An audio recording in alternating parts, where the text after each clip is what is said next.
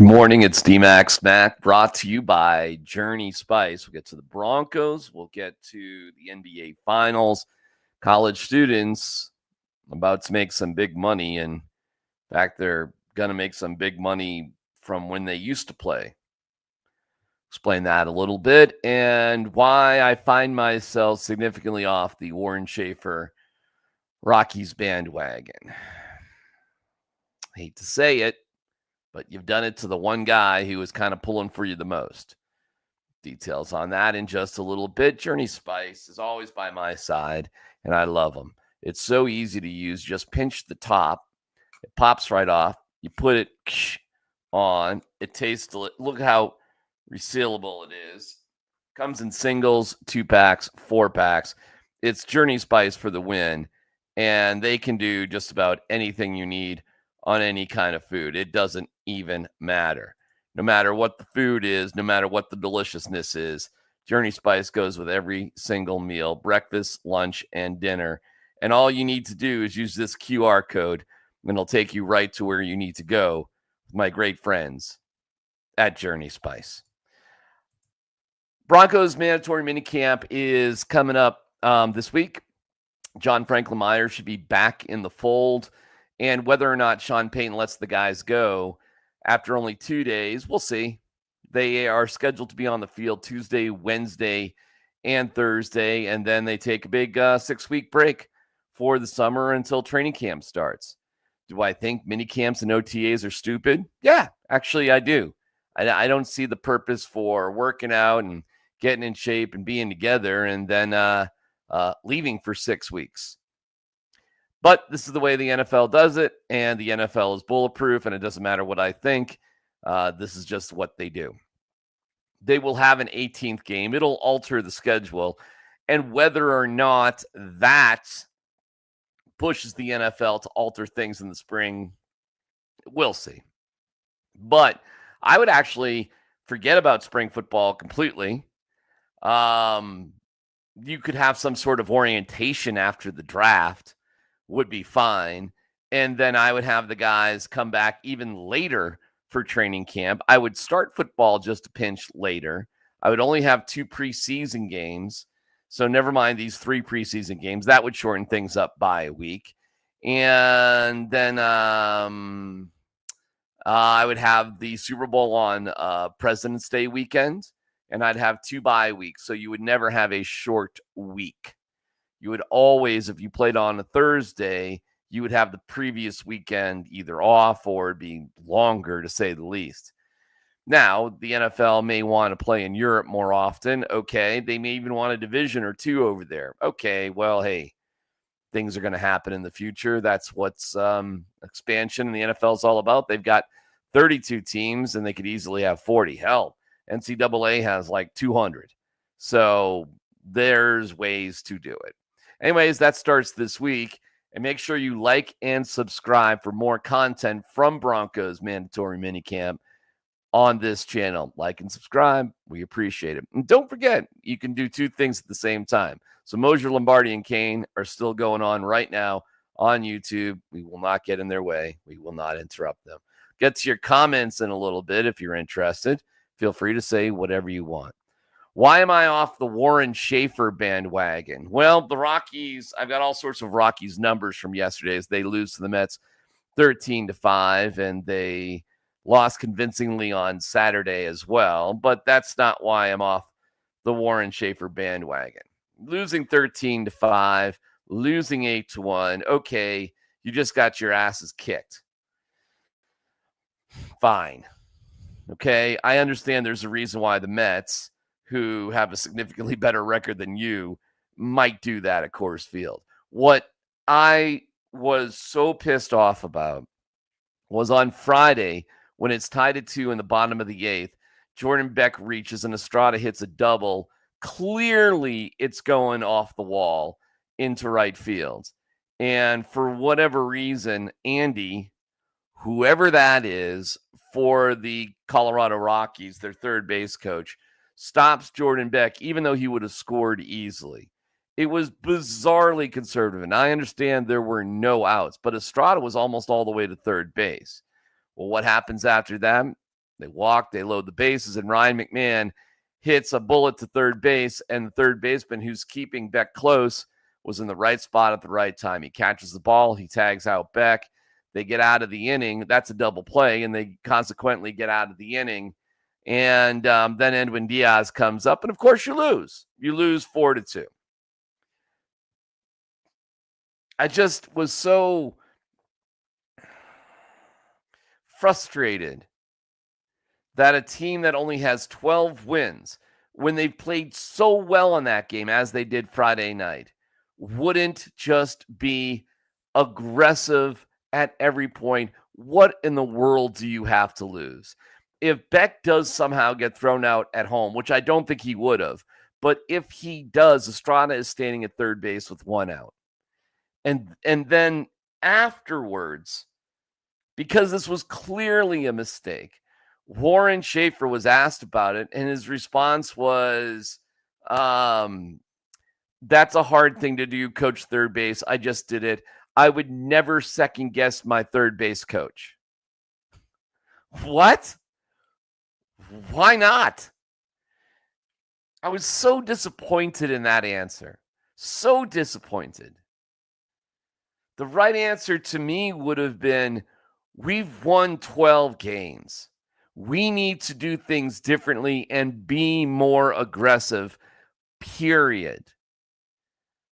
I understand that's a difficult job to do. Heck, I've done it. And Andy's relatively new in trying to do that. But trust me, I will have a conversation with him because that wasn't acceptable. We need to be more aggressive. And I promise you that's not going to happen again. Words to that extent. But all we got is, that's a hard job. I'll never second guess my coach. Wow, man. Warren Schaefer, bro, like, I'm sure nobody's paying attention probably to me or anything out there. But the only shot you had, in my opinion, to keep this job was to do something differently, put everybody a little bit on edge. And what's the result when we're not on edge? We suck. We lose the next game 8-1 and 13-5, where the pitching was atrocious and the hitting, of course, terrible. I mean, in 3 games at home in June, you scored 8 runs. That sucks. To yesterday, they allowed 6 home runs. That is tied for second most in franchise history. The record is 7 by the Giants, July 2nd, 2002. Juan Soto reached base safely on all 6 of his plate appearances. It's the first time in his career that Soto has been able to do that.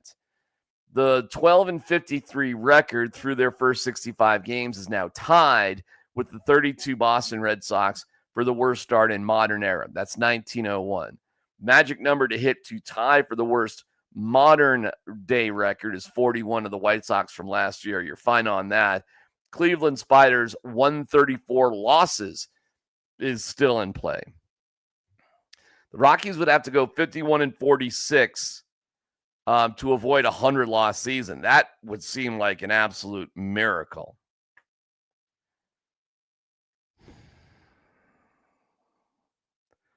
See if I got anything else. Oh, Dolander. He gives up bombs. I like him in general, but the mistakes he makes are kind of crazy. Of the 47 hits Dolander has allowed this season, 12 have been home runs. His 2.42 home runs allowed per 9 innings, second highest in the majors behind Toronto's Bowden Francis. So, good young pitcher, but he gives up the cookies way too easily. I am just so put off by Warren Schaefer's attitude, unfortunately, towards his third base coach. You know what? Let me even... Andy. Who is Andy?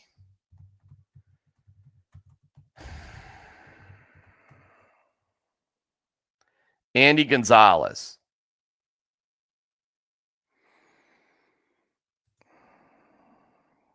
Prior to third base coach, he was the assistant hitting coach. This is just all my buddies, all my pals. Again.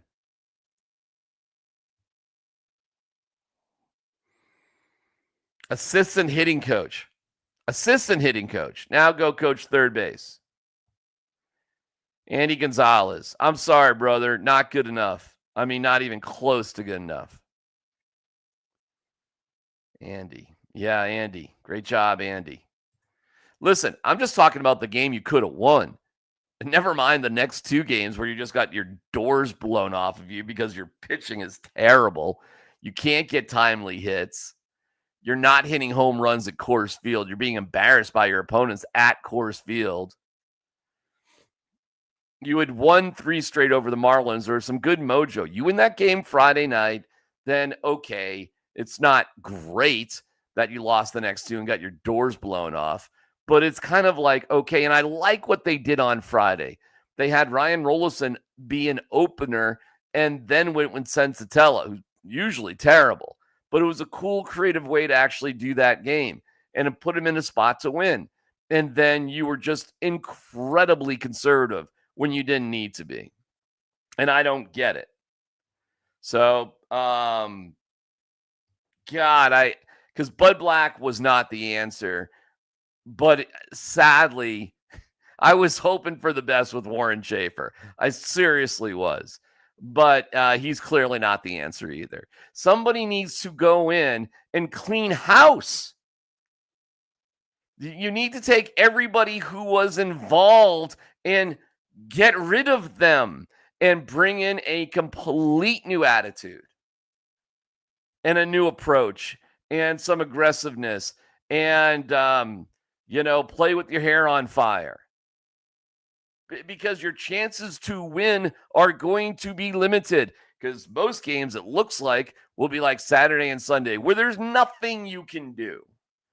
And the Rockies did, put up a couple of runs later yesterday, but it was just way too little, way too late. They got their doors blown off, and they were blown off early.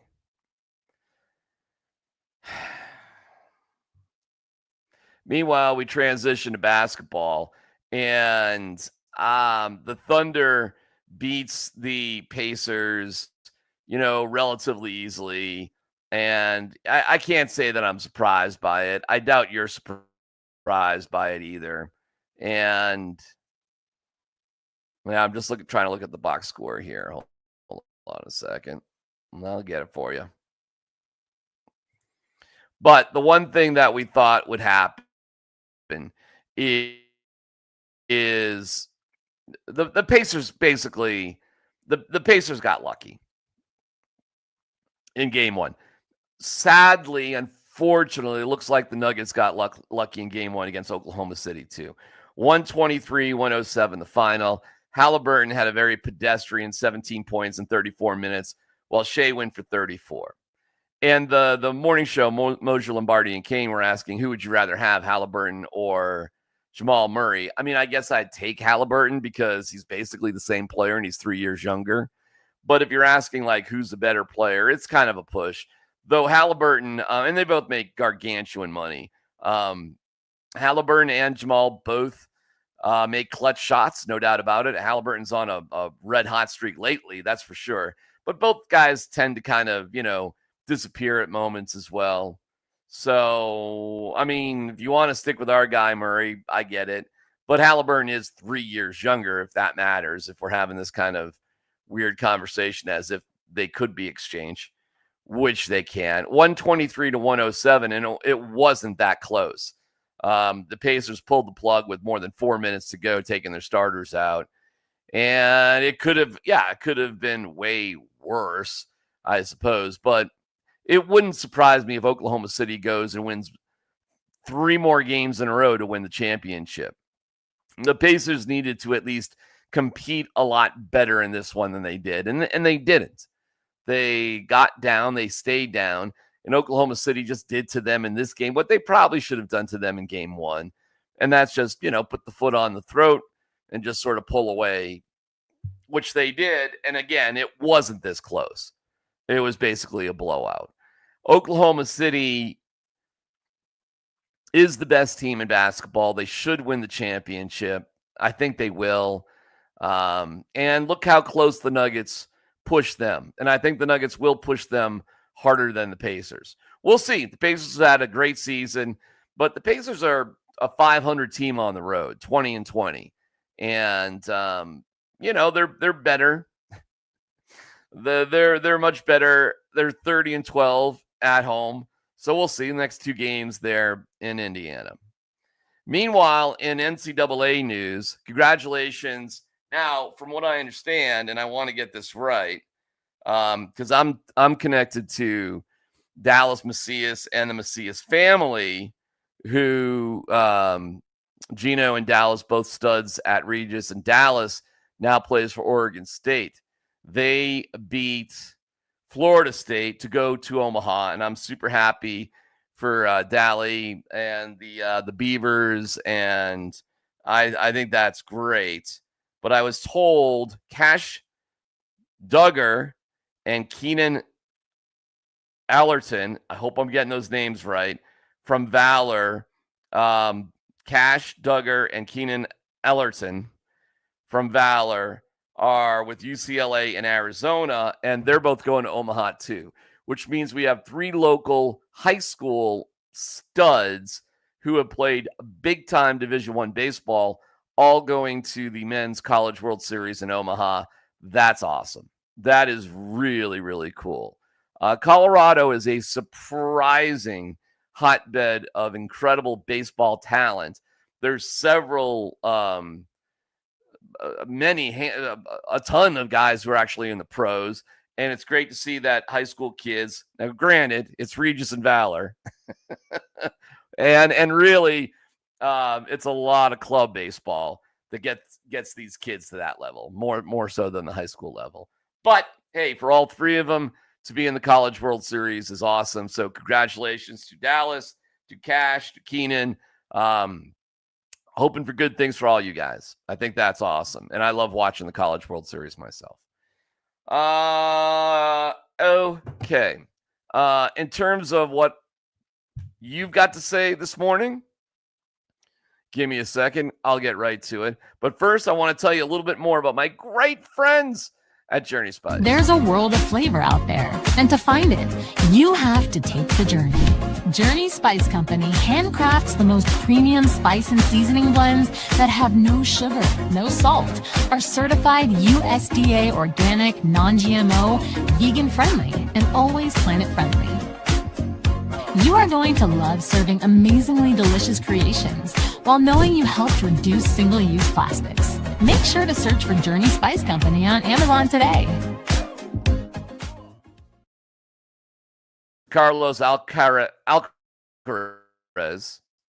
who made a hell of a comeback. He was down 2-0, came back in a hell of a, and then the French Open against Yannick Sinner, 4-6, 6-7, 6-4, 7-6, 7-6 to win his second straight French Open title. He trailed 5-3, love 40 on serve in fourth set, but got his fifth after that. That is one hell of a comeback. That is a lot of guts on the clay. Way to go for Alcaraz. I think tennis is in good hands. There's a lot of good players. It's just not American men the way they used to be. So it doesn't really catch our interest the way it once did, but it doesn't mean that they're not pretty amazing players. So congratulations to him. Sinner is a fun last name. And there you go. In terms of golf, the U.S. Open gets going this week at Oakmont. So that's cool. It's hard to watch just regular season live or PGA Tour stops.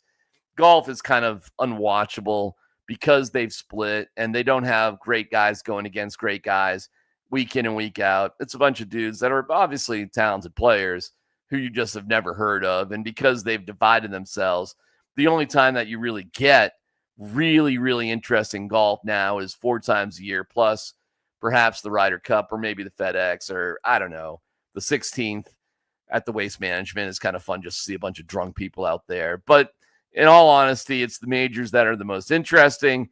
And I do like the U.S. Open. Usually it's pretty high scoring, huge rough, 5-inch rough, which is really, really difficult, and the sternest test of golf. So, hey, it's cool.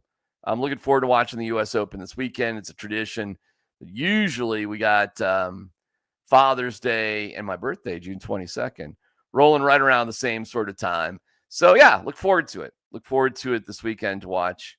And I think the temperatures are going to be a little bit warmer around here too. All right, let's get a few comments here, and then we'll send you on your way. Who we got? Chris, good morning. I'm good with the Thunder winning it all. The majority of their guys are up for extensions next year. Well, okay, maybe it all falls apart.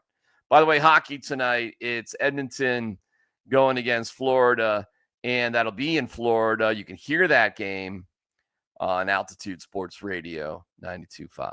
Make sure you listen later tonight. Deals that expire in 26-27. Thank you, Chris. Good morning, Troy. Hope you had a great weekend. You see any surprise cuts for the Broncos this year? Well, I think SMaK is in an interesting position.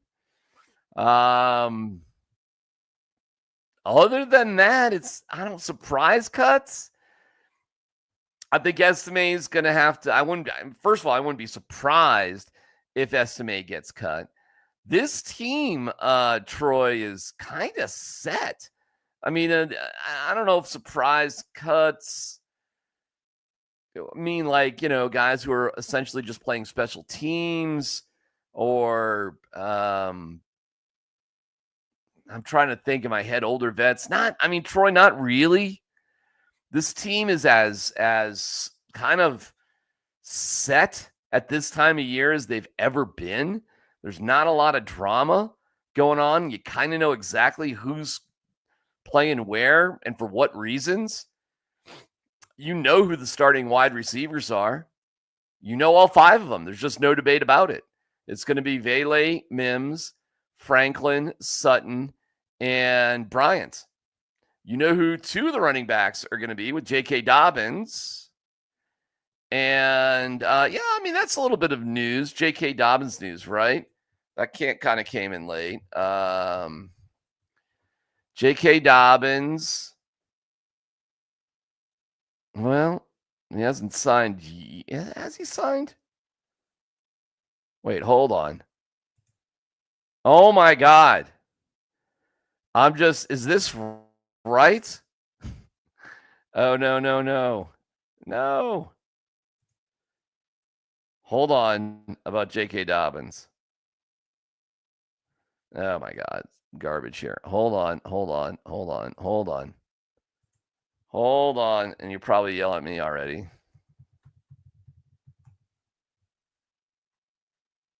I am wrong about Dobbins. My gosh. J.K. Dobbins. Oh, okay. All right. He's been linked with the Steelers. Well, hold on. Steelers.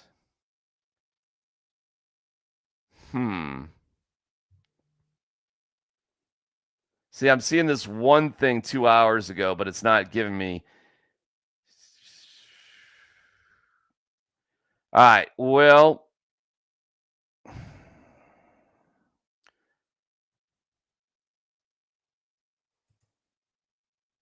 oh, no, that's not right. You know what? Hold on one second. Hold on.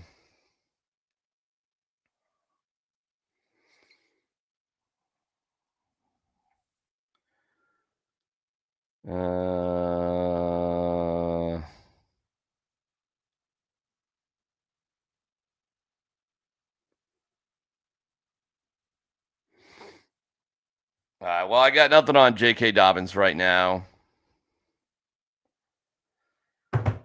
So we'll see. We'll see on that.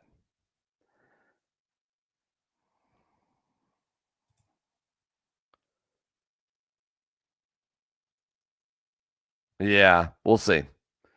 We'll see. I'll give you more news if I can find it. Once you work in the Rockies building, pretty much have a career path right to manager GM job. Who's the kid with the mop? Make him the third base coach. Yeah, that's what it feels like. If you think the Pacers got lucky, you haven't been watching them this playoffs. It'll be 2-2 after they go to Indiana. Okay. All right, Steve. I hope you're right. I would rather have a fun, closely contested series. I thought last night was boring. I thought Oklahoma City got a nice lead. Wasn't very close at the end. The fourth quarter last night was boring. What are your thoughts on the NCAA ruling? How do they handle paying back kids from the 70s and 80s and basically a salary cap now? RJ, I'm glad you brought that up. My friend Jeremy Bloom put out a tweet saying the NCAA stole billions of dollars from college students over the past 6 decades. Love to see them finally paying a price. Shame on everyone who propped up the lie that unpaid labor was somehow noble or part of the student-athlete experience. It was exploitation. Could not agree more. $2.8 billion will be paid back to athletes from the past, and now every school will have a salary cap. The initial salary cap is set at $20.5 million per school, and that is based on a percentage of school revenues, including ticket sales, broadcasting, and sponsorships. So there'll still be this NIL money, and you know what? I'm not exactly sure how that's going to work with NIL money. But this is direct payments the school can pay the kids. So can you still get NIL money on top of that? This settlement also includes changes to NIL deals, requiring a third-party clearinghouse for vetting and ensuring fair market value. I don't even know what that means. So can I pay above and beyond, or does it have to be paid through the school? I'm not sure about that. I'll dig into it, and hopefully we'll have some answers between noon and 3 with Columbus, Hastings, and DMac. So there you go. Wait, good baseball can be played at altitude? Yep. Anyone think the Giants won't come in here and sweep the Rockies? JK hasn't signed anywhere. Yeah. Thank you, Doug. Yeah, appreciate that. Chubb to Houston. Okay. All right. OKC did what we all thought they would do last night. OKC in 6. I won't be surprised if Indiana shocks the world. Okay, we'll see how it plays out. It was boring yesterday. I think the NCAA ruling only goes back a few years. People from the 70s and 80s won't get money, and now the colleges will pay the kids the NIL money. Okay, is that how it goes? All right, I'll take your word on it. This is very, very new, and we'll dig into it. That would make so much more sense. And the 20.5 would go towards all sports. So if you wanted to pay a pitcher $1 million in softball, you could. So, yeah. I think you're right. That would make sense that this replaces the traditional NIL way. Like everything has to go through the school now. What these schools have done, more or less, they form booster clubs, and these athletes are getting paid through the booster club. Now, that would seem to cease, and you would just get paid directly through the school, I think. But we'll see how that goes. Anyways, we'll have plenty to discuss from noon to 3 with Tyler and with Scott Hastings. Appreciate you watching DMac SMaK. Make sure you like and subscribe. I'd appreciate that. We'll be back on Thursday at 7:30. So we'll have a full recap of the Broncos mini camp from Tuesday and Wednesday, and whether they practice on Thursday or not is a little bit up in the air. So we'll have plenty of Broncos stuff to talk to you by the time we reconvene digitally wise on Thursday. Thank you to my great friend Andon and Rosa from Journey Spice. You can save 10% using the code 10nuggets at Amazon.com. That's Journey Spice for the win as they win just about everything. And don't forget, this is the quickest way to do it. Use this QR code and get yourself set. Just click on that. It'll take you right to where you need to go. Journey Spice for the win. Guys, have a great day. It's going to be a gorgeous one. Kick today in the teeth. You know what I'm saying?